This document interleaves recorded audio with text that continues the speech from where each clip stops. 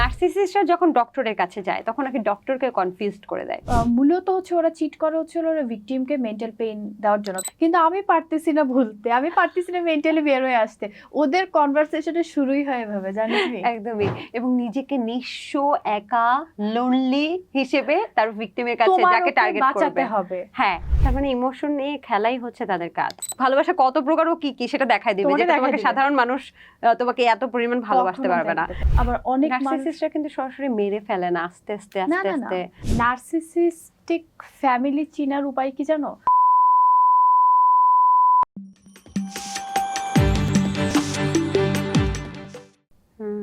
তার মানে আমরা বুঝলাম যে নার্সিসিস্টিক পার্সোনালিটি ডিসঅর্ডার তারা হচ্ছে সোশ্যাল ভ্যালুটা ধরে রাখার চেষ্টা করে, তাদের সোশ্যালে মানে সামাজিকভাবে তারা যেন কখনোই হেয় প্রতিপন্ন না হয়, এবং সামাজিকভাবে তাদেরকে যেন সবাই মনে করে যে খুব ভালো একজন মানুষ, পারফেক্ট, মিস্টার পারফেক্ট, এটা যেন ভাবে। এজন্য তারা চেষ্টা করে থাকে এবং তাদের কার্যক্রম চালিয়ে রাখে। আচ্ছা, আমি যতটুকু শুনেছি যে তুমি যেটা বললা যে তাদের পক্ষে হয়ে যায়, মানে যারা বিচার করতে আসে এই বিষয়গুলো নিয়ে কথা উঠলে তারাই তাদের পক্ষে হয়ে যায়। ধরো তোমার মধ্যে ঝগড়া লাগলো, তোমার আর তোমার বয়ফ্রেন্ডের মধ্যে, তখন অনেকগুলা মানুষ আসলো, আসার পরে তোমার সাথে যে অন্যায়টা করলো তোমার বয়ফ্রেন্ড, সেই অন্যায়টা আর আর দেখা মানে প্রকাশ হইলো না, উল্টা ওই যে মানুষগুলো বিচার করতে আসলো তার পক্ষে চলে গেল। নার্সিসিস্টরা যখন ডক্টরের কাছে যায় তখন নাকি ডক্টরকে কনফিউজড করে দেয়, এটা আমি শুনেছি। যে ওদেরকে যখন ডক্টরের কাছে নেওয়া হয় তখন তারা আসলে এত নাইস বিহেভ করে, তারা তো ভিকটিম ছাড়া আর কারোর সাথে খারাপ ব্যবহার করে না, সো এত নাইস বিহেভ করে এবং এত সুন্দরভাবে সবকিছু তুলে ধরে, তখন ডক্টর মনে করে যে ও তো ভালোই আছে। এখন একজন ভিকটিমই কিন্তু বুঝতে পারবে সে কি আসলে নার্সিসিস্ট নাকি নার্সিসিস্ট না। আচ্ছা, এটা নিয়ে আমি একটু বলি। এইটা নিয়ে না আমার অনেক এক্সাইটমেন্ট ছিল যে এই জিনিসটা আসলে কিভাবে হয়। তো আমি অনেক মানে ওয়ার্ল্ড ওয়াইড অনেক সম্মানিত একজন সাইকিয়াট্রিস্ট, অলসো সাইকোলজিস্ট, তো উনার ভিডিও আজকে সকালে দেখছিলাম। তো উনি একটা কথা বললো যে আমার আমার ইয়াতে যখন হচ্ছে পেশেন্ট আসে আমার কাছে, তখন যখন একটা মহিলা আসে তখন কিছু মানুষ আছে এসে বলে যে ও এত খারাপ, ও এই করছে, ও সেই করছে, আমার হাজব্যান্ড, ওকে কি করা উচিত, ছেড়ে দেওয়া উচিত কিনা। তখনও বুঝে যে না, ওর পার্টনার নার্সিসিস্টিক না। আবার অনেক ওমেন আসে যারা কিনা বলে ও ভালোই, কিন্তু এটা ওইটা হ্যান ত্যান, তখনও বুঝে যে নার্সিসিস্টিক না। একমাত্র ও নার্সিসিস্ট একমাত্র এভাবেই চিহ্নিত করতে পারে যখন ওর কাছে একটা পেশেন্ট আসে আর যখন বলে যে আমি না কনফিউজড, ও ভালো নাকি খারাপ। জাস্ট এই কথা দিয়েই হচ্ছে লোক একটা নার্সিসিস্টিক পার্সোনালিটি ডিসঅর্ডারের মানুষকে বোঝা যায় বা আইডেন্টিফাই করা যায়। তো যখন ওই সাইকিয়াট্রিস্টটা যখন বলতেছিল যে শুধু একমাত্র যখন আমার কাছে পেশেন্ট এসে বলে যে আমার পার্টনার ভালো না খারাপ এটা আমি বুঝতেছি না, আমি না কনফিউজ হয়ে গেছি কি করা উচিত, তখন আমি বুঝতে পারি যে মেবি এখানে অলমোস্ট 70% চান্স আছে যে ওর পার্টনার হচ্ছে একটা নার্সিসিস্ট। এইটা ছাড়া আর কখনো একটা নার্সিসিস্টকে আইডেন্টিফাই করা যায় না। আর যখন একটা নার্সিসিস্ট যখন হচ্ছে একটা মানে ইন্টেনশনালি জেনে বুঝে যখন একটা সাইকোলজিস্ট বা সাইকিয়াট্রিস্টের কাছে যায়, তখন ও জানতেছে যে ও একটা সাইকোলজিস্ট বা সাইকিয়াট্রিস্টের কাছে যাচ্ছে, তখন অবশ্যই ওরা বেস্ট অ্যাক্টর হয় জানো। তখন অবশ্যই ওরা ওদের মানে ট্রু আইডেন্টিটি কোনোভাবেই বুঝায় না। এবং ওই সাইকোলজিস্ট বা সাইকিয়াট্রিস্ট যে ও একটা ডক্টর, ওইগুলো নিয়ে স্টাডি করছে, ও তো গড না। ওরা কখনো এটা ধরতে পারে না। ওরা একমাত্র একটা নার্সিসিস্টকে ধরতে পারে যখন হচ্ছে ওর পার্টনার স্টেটমেন্ট দেয় বা ওর ভিকটিমটা স্টেটমেন্ট দেয়। আর স্টেটমেন্টটা এমন কখনোই হবে না যে ও খুব খারাপ। কখনো একটা ভিকটিম তার পার্টনার নার্সিসিস্টিক পার্টনারকে বলবে না যে ও খারাপ, কখনোই বলবে না যে ভালো। ও গিয়ে এটাই স্টেটমেন্টটা দিবে যে ও হচ্ছে ভালো না খারাপ আমি বুঝতেছি না আমার কি করা উচিত, ও তো মনে হয় ভালো নাকি খারাপ আসলে কি, এই টাইপের স্টেটমেন্ট দিবে। আচ্ছা সালসাবিল, আমি শুনেছি যে ওয়ার্ল্ড ওয়াইড নাকি নার্সিসিস্টিক পার্সোনালিটি ডিসঅর্ডার, এটা তো পার্সোনালিটি ডিসঅর্ডার, এই জন্য এটা নাকি কোনো চিকিৎসা নেই আসলে, কারণ এটা তার পার্সোনালিটি ডিসঅর্ডার। যদি এটা কোনো রোগ হতো তাহলে হচ্ছে এটা চিকিৎসা থাকতো, আমি শুনেছি। তারপরে কিছু কিছু হয়তো ট্রিটমেন্ট বা কিছু কিছু বিষয় নিয়ে হয়তো বা এটাকে কন্ট্রোল করা যায়। না, কন্ট্রোল করা যায় না। যখন হচ্ছে একটা নার্সিসিস্ট মানে স্বীকৃতভাবে নার্সিসিস্ট হয়ে যায়, ধরো ওর বাবা মা খুবই হাই ক্লাস অথবা খুবই ইয়া টাইপের কিছু, বা ওর পার্টনার, বা ধরো অনেক মানে যেটা কিনা সোশ্যাল ভ্যালিডেশনে ওরা অনেক উপরে, তখন দেখা গেল ও গেলো ইয়ার কাছে, তখন হচ্ছে ওকে ওর ওর ফ্যামিলি থেকে বা সবার ফ্যামিলি থেকে বলছে না না তুমি তো এরকম, ও তখন মনে করলো যে ঠিক আছে আমি এরকম, তখন ওই যে সোশ্যাল ভ্যালুয়েশনটার জন্য ও কাইন্ড অফ ওর বিহেভিয়ার একটু একটু চেঞ্জ করে, ওইটাও ইন্টেনশনালি, এমন না যে ওর বিহেভিয়ার চেঞ্জ হয়ে যেতেছে, ও অ্যাক্টই করতেছে। তার মানে হচ্ছে নার্সিসিস্টিক পার্সোনালিটি ডিসঅর্ডার আসলে কোনো ট্রিটমেন্ট নাই, কিন্তু আমি বলবো কি আমার জানা মতে নাই, এবং আমি যতটুকু স্টাডি করছি অলমোস্ট যত সাইকোলজিস্ট বা সাইকিয়াট্রিস্ট অথবা যে ধরনের বড় বড় মাল্টিনেশনাল এনজিও এগুলো নিয়ে কাজ করছে, মানে মেন্টাল হেলথ প্লাস এই জিনিসটা, সবার যে জিনিসটা মানে ইভেনচুয়ালি যে রেজাল্টটা বা ওরা যেটা বলে যে এটার কোনো সলিউশন নাই, কিন্তু ভিকটিমদেরকে সবাই হেল্প করে, এবং সাইকোলজিস্ট বলো সাইকিয়াট্রিস্ট বলো তারা কিন্তু ভিকটিমদের জন্য বিভিন্ন ট্রিটমেন্ট বা কাউন্সেলিং এর ব্যবস্থা রেখেছে। এই বিষয়ে কিছু বলবা কিনা? হ্যাঁ, মানে মাল্টিন্যাশনাল এবং ইন্টারন্যাশনাল পর্যায়ে গিয়ে তোমার এই ধরনের অনেক এনজিও আছে যারা মেন্টাল হেলথ নিয়ে কাজ করে, এবং এই সেকশনটা ওরা খুবই সচেতনতার সাথে এবং গুরুত্বের সাথে দেখে। ওদের সবার অলমোস্ট যে বড় বড় ধরনের মেন্টাল হেলথ নিয়ে কাজ করছে যে এনজিওগুলো, সবার অলমোস্ট আলাদা সেকশনই আছে যেটা হচ্ছে নার্সিসিস্টিক ভিকটিমদের রেস্কিউ করা। বিকজ এটা না এমন হয়েছে যে অনেক মানুষ মেন্টালি ডিসব্যালেন্স হয়ে গেছে, যেটাকে বলে ইভেনচুয়ালি পাগল হয়ে যাওয়া। আবার অনেক নার্সিসিস্টরা কিন্তু সরাসরি মেরে ফেলে না, আস্তে আস্তে ওরা মেন্টালি শেষ করে দেয়। আর তুমি দেখবা আমাদের না মানে বডিটা না, আমাদের হচ্ছে ফিজিক্যাল আর মেন্টাল জিনিসটা হচ্ছে লোকে ব্লেন্ডেড। আমরা যখন মেন্টালি তুমি এমনটা দেখবা, আমরা যখন মেন্টালি ভালো থাকি, হাসি খুশি থাকে, আমাদের চেহারাটার মধ্যে অন্যরকম একটা গ্লো থাকে, অনেক সময় আমাদের পিম্পলও হয় না। কিন্তু আমরা যখন টেনশনে থাকি, আমরা রাত জাগতেছি, এই জিনিসগুলো দেখবা হচ্ছে আমাদের ফেসের উপর চলে আসে, বডির উপর চলে আসে, আমরা অসুস্থ হয়ে যাই, আমাদের পিম্পল হওয়া শুরু হয়। শুধু পিম্পলটা আমি ছোট করে বলছি, কিন্তু বড় ধরনের প্রবলেমও কিন্তু হয়। তো ওই দেখা যায় যে মেন্টালি আমরা যখন শেষ হয়ে যাই, আমরা আস্তে আস্তে ফিজিক্যালিও আমরা ধ্বংস বা ক্ষতির সম্মুখীন হই। এই জন্যই মনে হয় আসলে ভিকটিমকে যেহেতু রিকভার করা সম্ভব, তার মানে আমি যত জায়গায় আমি স্টাডি করেছি আমি দেখেছি যে এটার একটাই সলিউশন, জাস্ট গিভ আপ, চলে আসো, বের হয়ে আসো এখান থেকে। ওইটাই বলা হয়েছে, ওইটাই তো সবচেয়ে কঠিন কাজ। এটা থেকে মেন্টালি বের হয়ে আসাটাই সবচেয়ে বড় কঠিন কাজ। একদমই। বের হওয়ার ফেজটা কেমন? তার আগে আমার একটা প্রশ্ন, যে নার্সিসিস্টরা চিট করে কেন? শুধুমাত্র একটা ভিকটিম ব্যাকআপে রাখার জন্য, যে এই ভিকটিমটা যদি সামহাউ চলে যায় আরেকটা ভিকটিমকে নিয়ে আসতে পারবো, এই কারণেই চিট করে, নাকি চিট করা তাদের স্বভাব? এটা একটা জেনারেলাইজ অ্যান্সার, যেটা কিনা অনেক একদম মূলত হচ্ছে ওরা চিট করে হচ্ছে ওরা ভিকটিমকে মেন্টাল পেইন দেওয়ার জন্য। কারণ চিট করার পরে একটা পার্টনার যে পরিমাণে মেন্টাল পেইনের সম্মুখীন হয়, অন্য কোনো কিছু করলে এত পরিমাণে পেইন ওর আসে না। এটা হচ্ছে নাম্বার ওয়ান। সেকেন্ড হচ্ছে হলো ওই যে ওরা এই ফিলিংটাই পছন্দ করে না যে কালকে যদি এই ভিকটিম না থাকে তাহলে কে থাকবে। তার জন্য তারা ব্যাকআপ রেডি রাখার জন্য ওরা বিভিন্ন জায়গায় দেখা যাচ্ছে যে ওদের সাথে ভালো বিহেভ করছে, ওকে ঠিক আছে মেবি ও আমার ভিকটিম, ও আমার টার্গেটেড ভিকটিম, ওই টার্গেটেড ভিকটিমের জন্য ওরা চিট করে। আরেকটা জিনিস কি, মানে থার্ড নাম্বারে এটা অনেকটা ওদের স্বভাবই। আচ্ছা, নার্সিসিস্টরা যখন কোনো ভিকটিমকে আসলে পটায়, সহজ বাংলায়, তখন সাধারণত আমার কাছে মানে কিছু জিনিস কমন লেগেছে, আমি এটা নিয়ে যতটুকু স্টাডি করেছি, যে তারা তাদের একটা ব্যাড স্টোরি বলে, তাদের জীবনে ঘটে যাওয়া, আমি জানি না তোমার সাথে মিলবে কিনা এটা, তাদের জীবনে ঘটে যাওয়া একটা ব্যাড স্টোরি বলে, এবং সে খুবই বাজেভাবে প্রতারিত হয়েছে, সে খুব কষ্ট পেয়েছে এটার জন্য, তার আসলে কোনো বন্ধু নাই, তার এই বিষয়গুলো কখনো কারোর সাথে শেয়ার করে নেই, you are the first one যাকে আমি এই বিষয়গুলো শেয়ার করতেছি, এবং তাকে বন্ধু হিসেবে হাত বাড়ানোর জন্য চায়।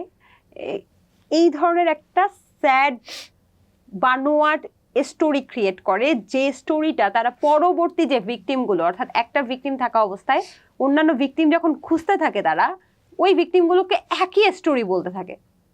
এটা কি তুমি রিলেট করতে পারতেছো কিনা? নট শুধু একই স্টোরি না, যে স্টোরিটা হচ্ছে ভ্যালিডেশন পেয়ে যায়। ধরো ওর ওয়াইফ ছিল, তো ওর ওয়াইফের কথাও সবাইকে বলবে যে আমাকে কতভাবে কষ্ট দিছে, তুমি বিশ্বাস করতে পারবে না। ওকে ঠিক আছে, ওদের ফার্স্ট কনভারসেশনটা শুরু হয় এমন ভাবে যে কাইন্ড অফ বা সিমিলার ভাবে, আমার আশেপাশে এত মানুষ কিন্তু আমি অনেক একা।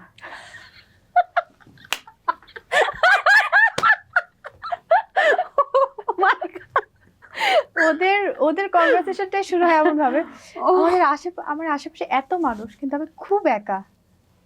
তুমি জানো আমি আমার এক্সকে আজকে স্বপ্নে দেখছি। কি হয়েছে?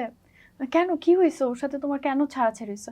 ও আমার সাথে চিট করছে, কিন্তু আমি পারতেছি না ভুলতে, আমি পারতেছি না মেন্টালি বের হয়ে আসতে। ওদের কনভারসেশনে শুরুই হয় এভাবে, জানো তুমি? একদমই। এবং নিজেকে নিঃস্ব, একা, লোনলি হিসেবে তার ভিকটিমের কাছে তোমার যাকে ওকে টার্গেট বাঁচাতে করবে। হবে। হ্যাঁ, তোমাকে এমন একটা ফিলিং দিবে, সাইকোলজিস্ট তুমি বা সাইকোলজিস্ট। না তোমাকে এমন একটা ফিলিং দিবে তুমি ওর অনলি পিলার, যেটাকে ও ধরে বাঁচতে পারবে। ও একটা সমুদ্রে আছে, তুমি একমাত্র লাইফ জ্যাকেট। এভাবে ওদের মানে কনভারসেশনটা শুরু হয়। আর স্বভাবতই তুমি জানো মানুষ কি জানো, মানুষ কেমন, মানুষ রেস্কিউ করতে চায়। হ্যাঁ, একটা হিউম্যান সাইকোলজি, এটা হিউম্যান সাইকোলজি এরকম যে রাস্তার মধ্যে একটা হেল্পলেস কাউকে দেখছো, তোমার মেইনলি মেয়েরা, ওকে আমার হেল্প করতে হবে, আচ্ছা ঠিক আছে, তাও একটা বিড়াল দেখতেছে ও কষ্ট পাইতেছে, ওকে আমি নিয়ে যাই একটু ক্লিনিকে, দেখি ওকে বাঁচাই। মানে হেল্পলেস মানুষ, পশু, যে কোনো কিছুকে হচ্ছে লোকে মেয়েরা বা হচ্ছে মোস্ট হিউম্যান বিং হচ্ছে হেল্প করতে চায়, রেস্কিউ করতে চায়। আমার মনে হয় সাধারণ মানুষ যারা, তারা কখনোই দেখবা যে যারা আসলে সত্যি সত্যি জেন্টলম্যান, তারা কখনোই তাদের পার্টনার বা এক্স পার্টনারের সম্পর্কে নোংরা কথা বলবে না। তারা হয়তো জিনিসটাকে চেপে রাখবে বা কথা বলবে না। ওরা নোংরা কথাও বলে না, ট্রাস্ট মি, বিশ্বাস করো, ওরা নোংরা কথা বলে না কখনো। কিন্তু চিটার হিসেবে বা নিজেকে লোনলি হিসেবে না, ওটা অনেক পরে আসে নোংরা কথা। ওরা কি বুঝায় জানো, আমার সাথে পাস্টে এমন কিছু হয়েছে, আমি এখন একটা সাগরে, আর তুমি একমাত্র লাইফ জ্যাকেট, তুমি কি আমাকে বাঁচাবে? Trust me. তারপর ধরো পরের দিন বললো, জানো আমি না ওকে স্বপ্নে দেখলাম, ওর কোনো দোষ নাই, ও খুব ভালো ছিল, আমি না পারতেছি না, বুঝছো? এই জিনিসগুলো তোমাকে ওর লাইফ স্টোরির সাথে ইনক্লুড করে ফেলবে। তখন তোমার মনে হবে যে হায় হায়, আমার বাঁচাবো, আমার ওকে বাঁচাতে হবে। এই মানুষটা একটা মানুষ মেন্টালি ভাবে শেষ হয়ে যেতেছে, আমার তো ওকে হেল্প করতে হবে, আমার ওকে বাঁচাতে হবে। আমার যা কিছু করেই হোক। আমি তোমাকে একটা কথা বলি, তুমি আজকে একজনকে জোর করে বাধ্য করতে পারবা না, অথবা পিস্তল বা ছুরি দেখায় বাধ্য করতে পারবা না তোমাকে 1 লাখ টাকা দিতে। হ্যাঁ, ও সর্বোচ্চ পরিমাণে ট্রাই করবে তোমারে যাতে টাকাটা না দেওয়া লাগে। তুমি যদি পিস্তল যাই তোর ব্যাগে 1 লাখ টাকা আছে দিয়ে দে, তখনও ওর মাথায় পিস্তল ধরো, তখনও ও চেষ্টা করবে যে যদি 1% চান্সও থাকে আমি আমার টাকাও বাঁচাবো, আমাকেও বাঁচাবো। ও সর্বোচ্চটা ওটা চেষ্টা করবে। কিন্তু তুমি যদি একটা মানুষের সামনে যাও আর ওর কাছে তুমি যদি হচ্ছে লোকে মেন্টালি এমন একটা কিছু বুঝাও, মানে যে আমি না, মানে জানো এরকম হয়ে গেছে, আমার এই মরে যেতেছে, সে মরে যেতেছে, ওকে না 1 লাখ টাকা হলে আমি ওকে বাঁচাইতে পারবো, আমার বাবাকে, মাকে, আমি কাউকে বাঁচাতে পারবো। তুমি যদি তোকে ইমোশনালি কন্ট্রোল করে ফেলো না, ও তোমারে আইসা ওর কাছে না থাকলে ওর ব্যাংক থেকে উঠে আয় না তোমাকে 1 লাখ টাকা দিবে। এটা হচ্ছে লোকে 2টা ফেস। হ্যাঁ, তুমি জোর করে একটা মানুষের কাছ থেকে নিতে পারো না, কিন্তু তুমি যদি ওকে ইমোশনালি টার্গেট করতে পারো না, ওর কাছে 1 লাখ কেন, ও পারলে ও খুশিতে আইসা তোমাকে আরো 5 লাখ টাকা দিয়ে যাবে। তার মানে ইমোশন নিয়ে খেলাই হচ্ছে তাদের কাজ। হ্যাঁ, তো এই জিনিসটা। এবং যেসব লোকরা, যেসব মানুষরা আসলে নিজের একটা স্যাড স্টোরি বানিয়ে একই স্টোরি সবাইকে শোনাইতে থাকে, বানিয়ে হইতে পারে এমন একটা সিমিলার কিছু একটা ওর সাথে হয়েছে, ও একদম বানায় না, কারণ পরে যদি ওরা ধরা খায় তো একদম বানায় না, সিমিলার একটা কিছু, ওইটাকেই ওরা দেখা গেছে যে হয়তো বা ওর পার্টনার ওকে ছেড়ে চলে গেছে, ও বললো যে না চিট করে না, ও ছেড়ে চলে গেছে, তারপরেও এমন ভাবে বলবে জানো ছেড়ে চলে যাওয়ার পরে না কোনো রাত আমি ঘুমাতে পারিনি। এবং তারপর তো লাভ বম্বিং স্টেজ চলতে থাকে, একেবারে স্বর্গীয় ফিলিংস দেয় ভালোবাসা। মনে হয় জানো আমার ওকে বাঁচাতে হবে, এবং ও তো আমাকে ছাড়া বাঁচবেই না। হ্যাঁ, এই ছেলেটা এই অবস্থা। আর তোমার একটা কথা মনে হবে কি জানো, ও যদি একটা মানুষকে এইভাবে ভালোবাসতে পারে, তার মানে আমি যদি ওকে ভালোবাসা দেব, আমাকে কিভাবে ভালোবাসতে পারে, এবং সেটা আমি তো লাইফে জিতে যাব, আমার ওকে বাঁচাতে হবে।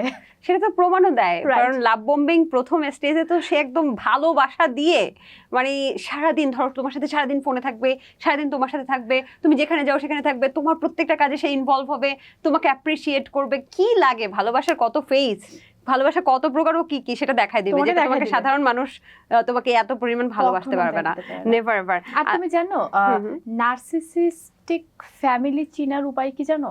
ওরা তোমাকে অতিরিক্ত ভালোবাসা দেখাবে, অতিরিক্ত ইমোশন দেখাবে। তো ধরো যে ফ্যামিলিটা অতিরিক্ত ইমোশন দেখে, অতিরিক্ত যেটা কিনা জেনারেল লেভেল থেকে অনেক বেশি, সেটার মধ্যে তোমার একটু চিন্তা করতে হবে যে আসলে কি। বলা হয় যে নার্সিসিস্টরা একটা প্যাথোলজিক্যাল লায়ার। তো এই যে মিথ্যা, এই মিথ্যাটাও নাকি তারা আসলে সরাসরি মিথ্যা বলে না, আচ্ছা, আমি এর তারা আগে সত্য মিথ্যা মিলায় বলে, যেন ভিকটিম কনফিউজ থাকে যে আদৌ সে মিথ্যাবাদী কি মিথ্যাবাদী না। আচ্ছা, তো আমি তোমাকে একটু ক্লিয়ার করি প্যাথোলজিক্যাল লায়ার অথবা সাইকোলজিক্যাল লায়ার জিনিসটা কি। এটা হচ্ছে আমরা যখন মিথ্যা বলি তখন হচ্ছে আমাদের কিছু অঙ্গভঙ্গির মাধ্যমে এটা বোঝা যায়, যেহেতু নর্মাল একটা মানুষ বুঝতে পারে না, বা আমাদের আই বলের সাইজ একটু কম বেশি হয়, বা হচ্ছে আমাদের বডি ল্যাঙ্গুয়েজ একটু অন্যরকম হয়। আমি যেটা করি মিথ্যা বলার সময় আমার চোখ চুলকাইতে থাকি, হ্যাঁ, তাকাইতে পারি না আমি। ওর থেকেও শুকনো পরিবর্তন দেখা যায়, আমাদের দেখা যায় আই বলের সাইজটা এক এক রকম থাকে, যেটা কিনা আমি স্টাডি করেছি। তো ওইভাবে হচ্ছে লোকে বিভিন্ন ডিভাইস আছে, ওইগুলা তোমার আই বলের সাইজ, তোমার বডি পশ্চার, বডি ল্যাঙ্গুয়েজ, অথবা তুমি এই যে তোমার ব্লিঙ্ক করতেছো কতবার, চোখের পাতা ফালাচ্ছ, ওভাবে ধরা যায়। তো ওই যে যারা হচ্ছে সাইকোলজিক্যাল বা প্যাথোলজিক্যাল লায়ার, ওদের যে মিথ্যাটা, ওটা হচ্ছে ওদের বডি ল্যাঙ্গুয়েজ কোনো কিছু থেকে বোঝা যায় না, বা ওদের বডির মধ্যে কোনো চেঞ্জেসই আসে না, কোনো পরিবর্তন আসে না। তারা হচ্ছে যখন সত্য বলে তখনও সেম থাকে একদম, ওদের বডি পোশ্চার সবকিছু, ওদের আইবলের সাইজ, এবং যখন মিথ্যা বলে তখনও একই থাকে, অপরিবর্তনীয় থাকে। তো ওটা হচ্ছে তোমার সাইকোলজিক্যাল বা প্যাথোলজিক্যাল লায়ার। তো নার্সিসিস্টরা যেরকম, ওদের হচ্ছে সেম ওই জিনিসটা, যে সাইকোলজিক্যাল বা প্যাথোলজিক্যাল লায়ারের মতন, তাদের যখন মিথ্যা বলে এবং যখন সত্য বলে তখন বডি পোস্টার, চোখে আইবলের সাইজ এবং অন্য সবকিছু বা ব্লিঙ্ক করার কোয়ান্টিটি সবকিছু সেম থাকে নার্সিসিস্টে। এটার জন্য মানে চোখের দিকে তাকায় মিথ্যা কথা বলতে পারে, ওরা চোখের দিকে তাকায় মিথ্যা কথা বলতে পারে। হ্যাঁ, এবং সত্য মিথ্যা যে মিশিয়ে বলে, দেখবা যে আমাকে একজন একটা কথা বলছিল অনেক আগে, যে তুমি শয়তান কিভাবে চিনবা জানো? শয়তান মানুষকে কনফিউজড করে। শয়তান যদি প্রথমে এসে শয়তানি করে তাহলে তো তুমি শয়তানের ইয়াতে পড়বা না, প্ররোচনায় পড়বা না। তো শয়তান কি করে, সত্য কিছুটা সত্য বলে, আবার মিথ্যাও বলে। মানে শয়তান মানুষ আর কি, যেটা আমি বুঝাচ্ছি, যে যাতে তুমি কনফিউজড হয়ে যাও, কনফিউজড হয়ে বলো যে ও আচ্ছা, ও তো এটা সত্য বলছে, বাকিটা মিথ্যা কিনা যাচাই করতে যাও না। তো এই কাজটা নাকি নার্সিসিস্টরা করে, যে তোমাকে কিছুটা সত্য বলবে এবং সত্যের সাথে মিশিয়ে এমন ভাবে মিথ্যা বলবে যে তুমি মিথ্যাটা যাচাই করতে যাচ্ছ না, কারণ তুমি তো জানো এটা সত্য। আমি বলি, ওরা কি করে, ওরা একটা কথা কখনো 100% মিথ্যা বলে না। ওরা কি করে, ওরা সত্য মিথ্যা মিলিয়ে কথা বলে। হয়তো বা সত্য 70%, মিথ্যা 30, অথবা সত্য 95%, মিথ্যা 5%, বা সত্য 5%, মিথ্যা 95%, এভাবে মিলিয়ে ওরা মিক্সচার করে কথাটা বলে, যাতে তুমি ইভেনচুয়ালি সত্যটাও ধরো অথবা মিথ্যাটা ধরো, তুমি কনফিউজ থাকো। কারণ তুমি যদি একটা ধরতে পারো, তুমি ফুল কথাটারই মানে ইতিহাস বের করে ফেলবা। তখন দেখা যাবে যে কিছুটা সত্যতা আছে, আবার মিথ্যাও আছে। তখন তুমি যে আচ্ছা, ওকে আমাকে সত্য বলছে না মিথ্যা বলছে, তখন আবার মাঝে মধ্যে কি মনে হবে জানো, আচ্ছা ও তো আমাকে মেইন পার্টটা তো আমাকে সত্যই বলছে, বাকি না হয় একটু মিথ্যা হয়তো বা ভয়ে ভয়ে বলে ফেলছে, এরকম আমরা মনে করি। তো ওই যে আমরা কনফিউজ হয়ে যাই। এই যে ওরা তো সাইলেন্ট ট্রিটমেন্ট দিয়েও কনফিউজ করে। ধরো তোমাকে 3 দিন, যে সপ্তাহে 7 দিন, 7 দিনের মধ্যে 3 দিন তোমাকে খুব ভালো লাগলো, তোমরা ঘুরতে গেলা, হ্যাং আউট করলা, মজা করলা, অনেক ভালো একটা সুইট রিলেশনশিপ, হ্যাভেনলি ফিলিং। তারপরে হঠাৎ করে দেখলা যে সে তোমার সাথে আর কথা বলতেছে না, সে তোমাকে ফোন দিচ্ছে না, সাইলেন্ট ট্রিটমেন্ট। সে তোমাকে তোমার মানে তুমি কি হয়েছে, তুমি কি কোনো দোষ করছো, অপরাধ করছো, কিচ্ছু বলতেছে না। So this is called silent treatment, যেটা তারা দিতে খুবই পছন্দ করে। এবং হঠাৎ করে ভালোবাসার একটা খুব চমৎকার স্টেজে সে যখন তোমার সাথে কথা বলা বন্ধ করে দিল, তখন তোমার একটা কনফিউশন ক্রিয়েট হয় যে আমি ভুল করছি, আমি মনে হয় কোনো ভুল করছি। আচ্ছা শুনো না, তুমি আমার সাথে কথা বলো, আমি কি কোনো ভুল করছি? কালকে আমার জন্য গিফট নিয়ে আসলো, আজকে কি হইলো? আজকে কি হইলো? হ্যাঁ কালকেই না আমরা ঘুরলাম, আজকে কি হলো হঠাৎ করে, আচ্ছা আমি মনে হয় আমার মাস্টারের সাথে কোনো অপরাধ করে ফেলছি, প্লিজ ফরগিভ মি। তখন দেখবা যে ভিকটিম গিয়ে ক্ষমা চাইতে থাকে, কি হয়েছে আমাকে মাফ করে দাও, আচ্ছা আমি করছি, আচ্ছা আমি মনে গিলটি, হ্যালো শোন আমি না ওর সাথে অনেক গিলটি করছি, আমাকে না ও মাফ তখন করতেছে না। তোমার মনে হবে যে ওই যে আমি 3 মাস আগে ওই যে আমি একটা কথা বলে ফেলছিলাম, মনে হয় ওইটার কারণে এখন কষ্ট পাচ্ছে। হ্যাঁ, এবং ওরাও কিন্তু মাঝে মাঝে এরকম আছে যে পুরোপুরি সাইলেন্ট হয়ে যায় তা কিন্তু না, মাঝে মাঝে এরকম করে হিন্টস দেয় যে তোমার কারণে আমি রাগ করে বসে আছি, একটু দেয়। এবং তারা কিন্তু অনেক পুরনো জিনিস নিয়ে আসে তারপর ঝগড়া করে। খেয়াল করছো যে খুব ভালো একটা সময় কাটতেছে তোমাদের, অনেক শুধু কোনো একটা অপরাধ। রিলেশনশিপে এমনও হয়েছে যে ধরো একটা মেয়ে একটা পার্সনের সাথে রিলেশনশিপে গেছে, হ্যাঁ, এন্ড ও বলে নিছে যে শোনো আমার কিন্তু একটা পাস্ট আছে, আমার এরকম হয়তো বা আমার একটা বয়ফ্রেন্ড ছিল অথবা আমার একটা এঙ্গেজমেন্ট হয়েছিল, এখন দেখো তখন ওই মেয়েটা ওই ছেলেটাকে ভালোবাসে না, কিন্তু ছেলেটা প্রপোজ করছে এন্ড ওর পাস্টটা ওকে বলছে যে দেখো আমার পাস্ট এরকম এরকম, তুমি এটা ভেবে চিন্তে নাও, তোমার ফ্যামিলির সাথে কথা বলে নাও, তারপরে না হয় আমরা এটা নিয়ে আমাদের জিনিসটা নিয়ে কথা বলবো, কারণ এটা আমি তোমাকে জানিয়ে দিলাম আমার যেটা পাস্ট। তখন কি বলো, এটা তো কিছুই না, এটা আমার কাছে কিছু, এটা আমার তোমার প্রতি আমার ভালোবাসার কাছে এটা একটা নগণ্য জিনিস, এটা আমি চিন্তাও করি না, কি বলতেছো এগুলা। আর ওই মেয়েটা যদি এটাও বলে যে তোমার দেখো তোমার ফ্যামিলি এটা মানবে কিনা, আমার ফ্যামিলি, তুমি আমার ফ্যামিলিকে কি মনে করছো, আমি আমার ফ্যামিলিরই মানুষ, আমার ফ্যামিলি তোমার এটা নিয়ে আরো প্রাউড ফিল করবে যে তুমি এটা থেকে রিকভার করছো, তুমি এত স্ট্রং, তোমাকে এত ভালো ফিল করাবে। অ্যান্ড তুমি জানো অনেকদিন পরে যখন হচ্ছে লাভ শাওয়ার এন্ড তোমার থার্ড স্টেজ চলে গেছে, তোমার সাইলেন্ট ট্রিটমেন্টের স্টেজ চলে গেছে, তখন না ওরা তোমার তো একটা পাস্ট আছে, এরপর আমি তোমাকে মানছি, এরপর আমার ফ্যামিলি তোমাকে মানছে, তো ওই তখন যখন মেয়েটা কি কইরা আসছো সবই তো জানি কি করে আসছো, তোমার তো একটা পাস্ট আছে, আর এই পাস্টের পরও তো আমি তোমাকে মানছি। সালসাবিল, অনেক তো আসলে রিলেশনশিপ নিয়ে কথা বললাম, এখন চলো আমরা একটু মিড লাইফ ক্রাইসিস নিয়ে কথা বলি। সেটা হচ্ছে তোমার আর আমার বয়সটা প্রায় কাছাকাছি, সেম না কাছাকাছি, তুমি আমার থেকে একটু বড় হবা, যাই হোক। না মিথ্যা বলবো না, আমি তোমার থেকে অনেক আপু। আচ্ছা, কে কার থেকে বড়, কে কার থেকে ছোট সেটা দর্শকই বলে দিবে। তার আগে একটু আমাকে জানাও যে আমাদের বয়সটা তো 20 থেকে 25-এর মধ্যে, রাইট? হ্যাঁ। সো এই সময়টা আসলে কিছু ক্রাইসিস হয়। ক্রাইসিসটা হচ্ছে আমরা ছোটবেলা থেকে পড়াশোনা করে বড় হয়েছি, এবং প্রায় আমাদের পড়াশোনার ফেজটা কত, মানে যদি একদম ক্লাস প্লে গ্রুপ থেকে যদি ধরি যে অনার্স পর্যন্ত কত বছর হতে পারে? অনেকদিন, লাইক 1 থেকে 10, 10 বছর, 10-এর বেশি, 12 বছর, তারপর হচ্ছে তোমার 4 বছর, 13, 14, 15, 16 বছর, প্রায় 16 বছর পড়ালেখা বা 17 বছর পড়ালেখার পর, মানে অ্যাপ্রক্সিমেটলি। কারণ পড়ালেখাটা কেন করি আমরা বলো? দেখো পড়াশোনা করার তো একটা উদ্দেশ্য না, এটা মাল্টিপল উদ্দেশ্য। আচ্ছা, উদ্দেশ্য কি? সুশিক্ষা, স্বশিক্ষা এবং চাকরি, বা নিজের ক্যারিয়ার? আমার জন্য চাকরি না, আমার জন্য সুশিক্ষা, স্বশিক্ষা, তোমার কি বিয়ের জন্য পড়ছো?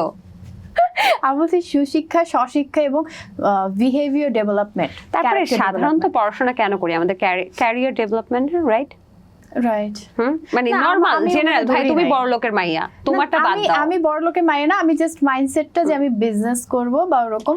এত পেঁচায়, শোনো তুমি বড়লোকের মেয়ে, না এমন কিছু। তোমার চিন্তা ভাবনা আমাদের চিন্তা ভাবনা আলাদা। আমরা পড়ালেখা করছি কেন?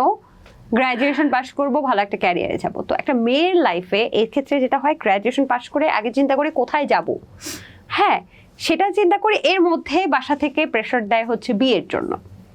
সো এই সময়টা আসলে এই যে 16 বছর পড়ালেখা করলাম, সেটার কোনো ক্যারিয়ার দাঁড়া করাইতে পারলাম না, এদিকে আবার বিয়ে দিয়ে দিবে, বিয়ের পরে পড়তে পারবো কিনা বা ক্যারিয়ার দাঁড়া করাতে পারবো কিনা সেটাও জানি না।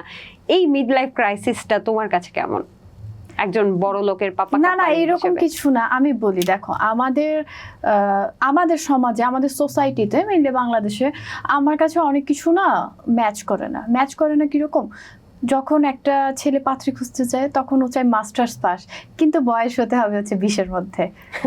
এরকম কিন্তু দেখো মাস্টার্স পাস, ওরা কিন্তু চায় যে অনেক শিক্ষিত, মাস্টার্স পাস হতে হবে, কিন্তু এইজ হওয়া যাবে না। তাহলে ওকে এইজ না হলে ওকে ছোটবেলা মাস্টার্স পাস করতে পারবে? এটা তো পারবে না।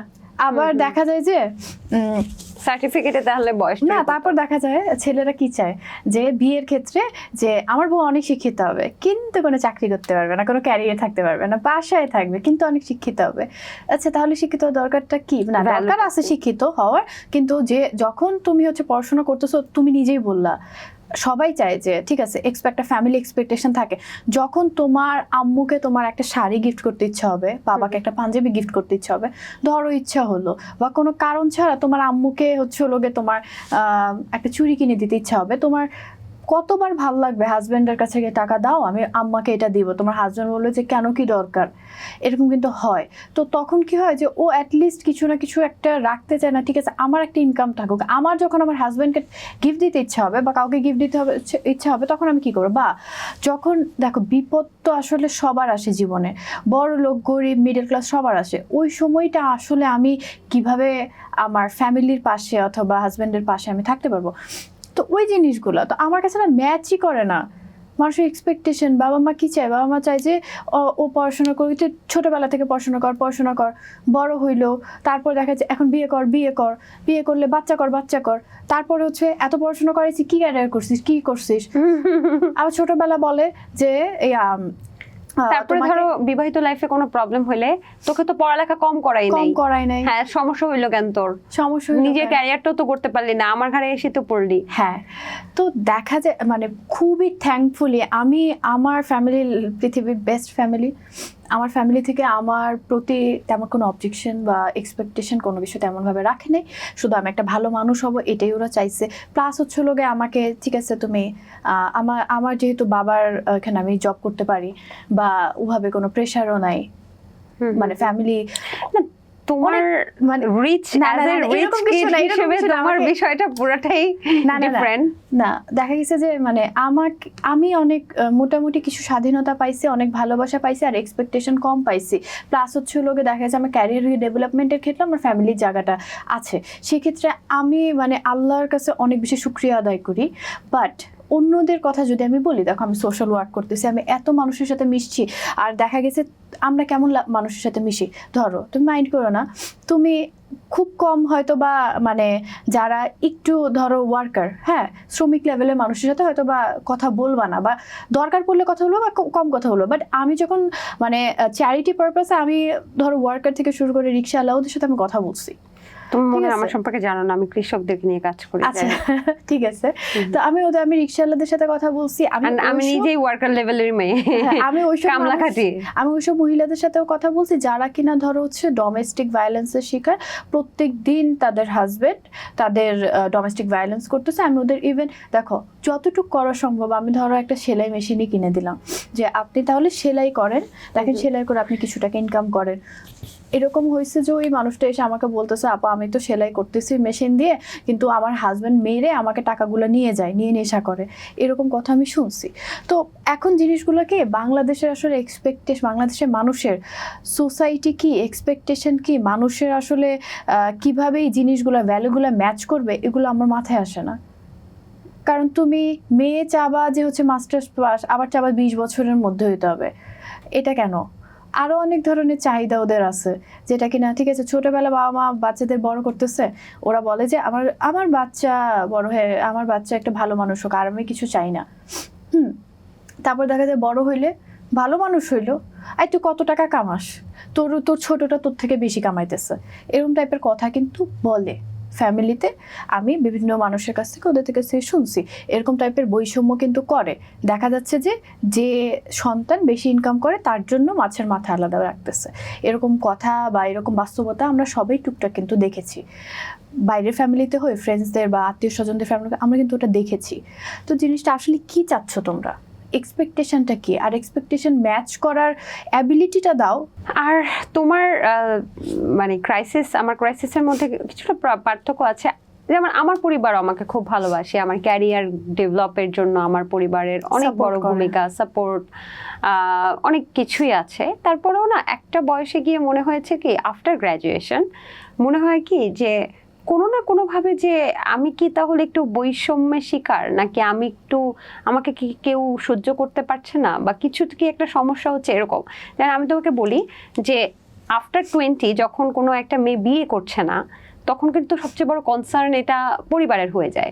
কিন্তু মেয়েটার বড় হওয়াটা তোমাকে দেখতে হবে, যে মেয়েটা তো চিন্তা করেছে একটা সুন্দর ক্যারিয়ারটা সেট করে তারপরে বিয়ে করবে। যেমন একটা ছেলে যদি এটা চায় যে একটা ক্যারিয়ার সেট করে বিয়ে করব, তাহলে কিন্তু সবাই ওকে অ্যাপ্রিসিয়েট করবে। কিন্তু একটা মেয়ে যদি চায় যে আমি ক্যারিয়ারটা সেট করে বিয়ে করব, তখন কিন্তু মেয়েটাকে সবাই বলবে যে বিয়ে করিস না এখনো, কি হয়েছে। তো এটা না সবার প্রথমে তোর মধ্যে সমস্যা আছে, কাউকে পছন্দ করিস, কারোর জন্য ওয়েট করতেছিস, এরকম নানান ধরনের কথা। তারপর না আরেকটা বিষয়ে খেয়াল করলাম, আমার পাখি আমি পালি, আমার অনেক বড় পাখি, অনেকগুলো পাখি আছে। পাখিদের ক্ষেত্রে দেখেছি যখন বাচ্চাটা একটু বড় হয়, ধরো তুমি যে কোনো প্যারাকিট টাইপের পাখি, মানে বাজরিগার বা লাভবার্ড, এদেরকে যখন বাচ্চাটা একটু বড় হয়, মেয়ে বাচ্চা যদি হয়, তাহলে মাটা ধরো যখন নিজে খেতে শিখে তখন ওকে কামড়ে কামড়ে ফেলে দেয়, মানে ওই খাঁচায় রাখতে দেয় না, ওই খাঁচায় কামড়ে যদি থাকে ওকে মেরে ফেলবে, এরকম মানে কতদিন রাখে, তারপর আস্তে আস্তে জখম করতে করতে মেরে ফেলে। তো আমার এটা অনেক অবাক লাগতো। আমি জিজ্ঞেস করতাম আমার কাছের মানুষগুলোকে বা আমার গার্ডিয়ানদেরকে যে এটা কেন করে, ওরা নিজের বাচ্চাকে কেন মেরে ফেলে। তখন বললো যে প্রকৃতির নিয়ম এটা, যে একটা বয়স পরে আর বাবা মার সাথে থাকা এই বিষয়টা সামাজিকভাবে নিতে পারে না, পাখি সমাজে নিতে পারে না ওরা, এই জন্য ওরা ছেড়ে আবার নতুন করে ডিম পাড়ে, বাচ্চা ফোটায়। তো আমার কাছে এখন, আমি জানি না এটা আমার ভুল হতে পারে বা আমার সাথে অন্য কারো মিলেও যেতে পারে সালসাবিল, আমি জানি না, আমার মা হয়তো বাবা হয়তো জানলে রাগ করবে। আমার ফিল হয় যে আমি জব করি, আমি ইনকাম করি, তারপরও কেন যেন মনে হচ্ছে যে আমার মা আমাকে ভালোবাসে, আমার বাবা আমাকে ভালোবাসে, তারপর মনে হয় কোনো কোনো কারণে কেন যেন আমি বোঝা হয়ে যাচ্ছি, কেন যেন মনে হচ্ছে। মনে হতে পারে এটা তো ট্রু হতে পারে, ট্রু নাও হতে পারে, হয়তো বা ওরা তোমাকে যেভাবে ভালোবাসাটা দেখাইতেছে তুমি সেই ভালোবাসাটা ওই ওয়েতে চাইতেছো না, অন্য ওয়েতে চাইতেছো, হতে পারে। তারপরে কেন যেন মনে হচ্ছে যে বিয়ে করছি না বলে তারা একটু বিরক্ত বা এরকম কিছু। দেখো এটা হতে পারে, এটা একটা সোসাইটি পেশা, এটার জন্য আমি বললাম না যে আমি না বাংলাদেশের সোসাইটির চাওয়া পাওয়া আর হচ্ছে স্যাটিসফ্যাকশনের ম্যাথমেটিক্সটা আমি বুঝি না। হ্যাঁ, তুমি জানো বাংলাদেশে কিন্তু ডোমেস্টিক ভায়োলেন্স পৃথিবীর অনেক দেশের থেকে বেশি, ইভেন ডোমেস্টিক ভায়োলেন্সের দিক থেকে বাংলাদেশ উপরের তালিকায় আসে। এটা কেন জানো? কেন? কারণ বাংলাদেশে যখন একটা ফ্যামিলিতে মেয়ে হয়, হ্যাঁ, তখন দেখা যায় যে ওরা সবচেয়ে বেশি, আমার মনে হয় কি যে এখনের জানি না, বাট আমরা যখন জন্মেছি তখন ওরা ফার্স্টে কি চিন্তা করতো যে হচ্ছে লোকে বিয়ে, প্রথমেই মাথায় আসে যে বিয়ে দিতে হবে। দেখবা যে মেয়ে হয়েছে তার জন্য মারা কিন্তু একটু একটু করে জুয়েলারি জমায়, স্বর্ণ জমায়, যে আমার তো মেয়ে আছে। ছেলে থাকলে কিন্তু এই চিন্তাটা করে না, মেয়ে থাকলে যে জুয়েলারি জমায় কেন, ওদের মুখ্য উদ্দেশ্যটা থাকে হচ্ছে বিয়ে দেওয়া। হ্যাঁ, এর মাঝখানে ঠিক আছে কেউ পড়াশোনা, সবাই মোটামুটি পড়াশোনা করায়, কেউ অশিক্ষিত রাখে না, তো ওভাবে করায়। তারপরে তারপর দেখা যায় যে তুমি টুকটাক পড়াশোনা করালে, তারপর তুমি যেটা না ক্যারিয়ার করতে পারবে না। পড়াশোনা করেছি ঠিক আছে, বাচ্চাদের সুশিক্ষায় তুমি মানুষকে ক্যারিয়ার করতে পারবে না, কারণ তোমার হাজব্যান্ডের বাসায় ওরা এটা পছন্দ করবে না। ঠিক আছে, তারপরে মেয়েটার বিয়ে হইলো, মেয়েটা যেহেতু ক্যারিয়ার করে নাই, আর ক্যারিয়ারটা তুমি অবশ্যই বুঝো, এরকম না যে আমি মাস্টার্স পাস করছি 5 বছর আগে তার জন্য আমি আজকে চাইল্ড এস্টাবলিশ হতে পারবো না। একটা গতানুগতিক একটা গতিতে থাকতে হবে, যে তুমি মাস্টার্স পাশে পরে একটা ইন্টার্ন করছো, তারপরে জব করছো, প্রমোশন হয়েছে, ওটার মধ্যে থাকতে হবে। নাইলে তুমি মাস্টার্স পাস, ঠিক আছে, তোমাদের শিক্ষা আছে, কিন্তু তুমি ওই 5 বছর পরে এসে তোমাকে জিজ্ঞেস করবে 5 বছর আপনি কোথায় ছিলেন, রাইট, চাকরির ক্ষেত্রে। তো দেখা যায় যে ওদের কিছু করতে দেয় নাই, অ্যান্ড স্বাভাবিকভাবে ওই মেয়েটা কি ডিপেন্ডেন্ট কার ওপর, হাজব্যান্ডের ওপর, রাইট। হয়তো বা হাজব্যান্ড বা হচ্ছে হাজব্যান্ডের ফ্যামিলি, যদি হাজব্যান্ডের বাবা ইনকাম করে থাকে তাদের উপর ডিপেন্ড। এখন তুমি যে কথাটা বললা যে একটা পাখি যখন বাচ্চা জন্ম দেয় এবং একটা পর্যায় পরে ওর ঠোকর দিয়ে ওর বাচ্চাটাকে নিজের ঘর থেকে ফেলে দেয়, কেন? সে চায় যে সে স্বাবলম্বী হোক, প্লাস হচ্ছে সে চায় না যে ওই বাচ্চাটা ওর উপর ডিপেন্ডেন্ট হয়ে থাকুক আরও বেশি কিছুদিন। মোটামুটি বড় হলে ওরা ধাক্কা দিয়ে ফেলে দেয় ওদের খুপড়ি থেকে বা ঘর থেকে।